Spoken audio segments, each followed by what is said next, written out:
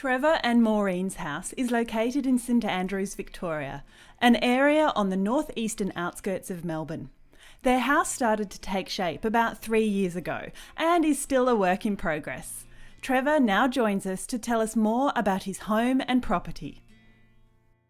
Yes, I designed the home. I am an architect, yes, that's right. I've been an architect for a long time. There was obviously spatial requirements, and we wanted a combined living, dining, kitchen area. And we also wanted to keep the house kind of reasonably modest. We didn't want a huge house. Part of the design was to design a house which was a comfortable family home. Energy efficiency was an important aspect of the design. Maintenance was an important aspect of the design. Rainwater catchment was something that I considered quite carefully during the design process. And also access and egress into the house was important. Access out to the area where we go out to our outdoor spaces and would store wood, firewood and compost and rubbish bins and cars. The location kind of dictated a lot of other stuff as well in terms of orientation and things like that. Obviously the orientation of the house was important. We've got beautiful views to the north and to the Kinglake Mountains, and then to the south we've got views of the city. The north views to the Kinglake Mountains were what attracted me to the property in the first place, was because we could have most of our glazing on the north side of the house. I think I've got about 75% of glazing on the north, perhaps 20% to the south, and then just a tiny little bit to the east and the west. The construction of the windows, I wanted timber frame windows, mostly because the aesthetic, and secondly, timber has got the least conductivity of any other material, so it's a good framing material for windows. All of our fixed glazing and sliding glass doors are double glazed with argon-filled double glazed units, and then all of the opening sections of the windows are a louver window. And my reason for choosing louvers is that when they're fully opened, or when they're opened, you get a maximum 100% airflow coming through them. There's no obstruction, and they just give us that really good airflow. There is a little bit of a downside when the winds blow. We do get strong winds up here, but when the winds are blowing and they're blowing hard, you can detect just the slightest amount of leakage coming through the louvers. But I think the trade-off is worth it.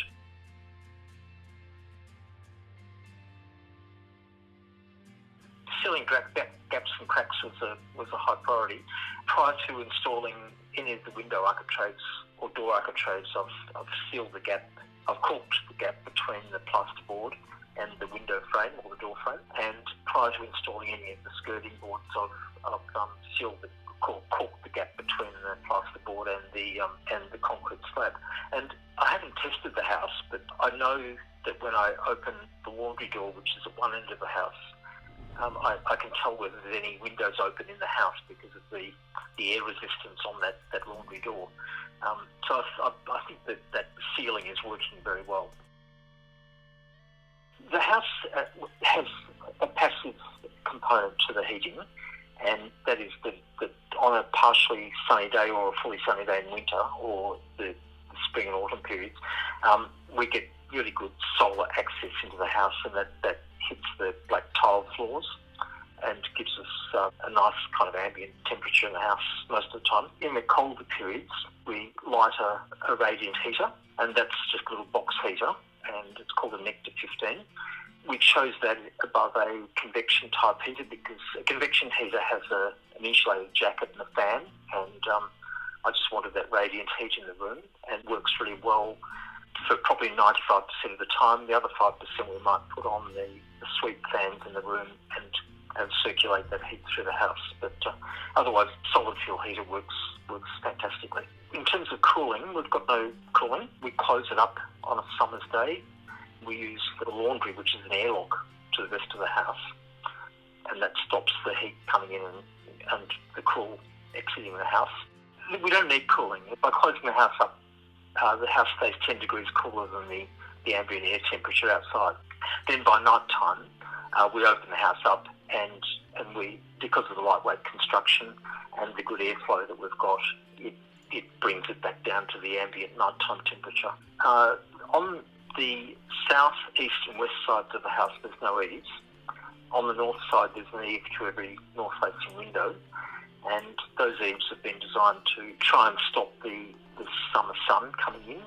Obviously, at the change of seasons, kind of, spring and autumn, when you get a particularly hot day, the sun's a little bit lower in the sky, and you do get that penetration of sun. But generally, the eaves are working well for the summer months.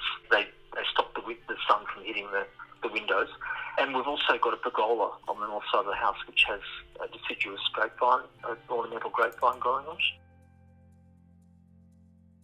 All of the external walls have been insulated with R2.5 fiberglass batt and a high-density batt.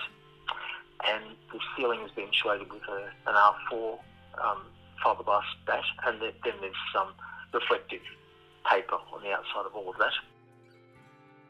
Ripple foil, which is a very lightweight aluminium foil. It comes in a galvanised colour, and I've painted the whole lot.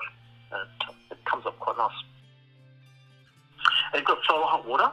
It's a roof-mounted close-coupled system, and part of the reason for that could be located centrally to the water use points without having to draw water from one end of the house to the other. It's an electric boosted system. It's boosted at a night rate.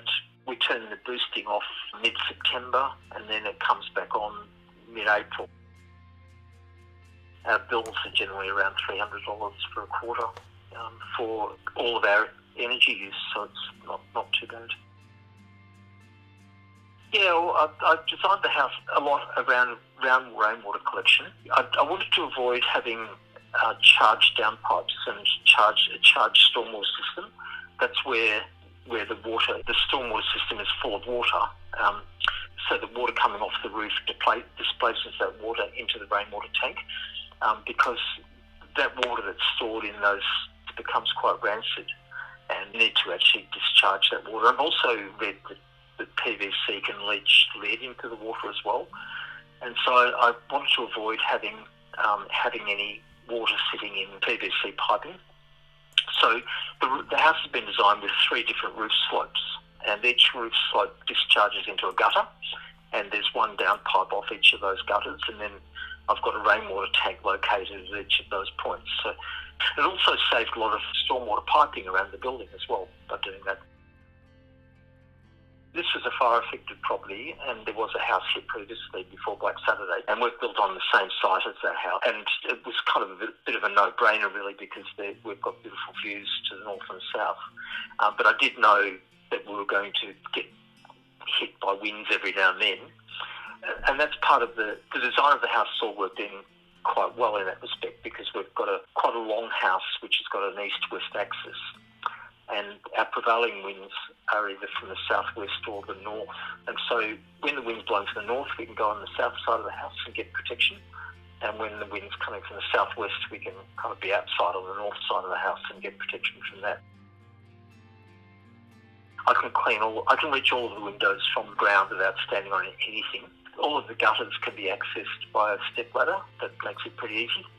And all of the roofs are maximum 10-degree pitch, so they're all easily walked on.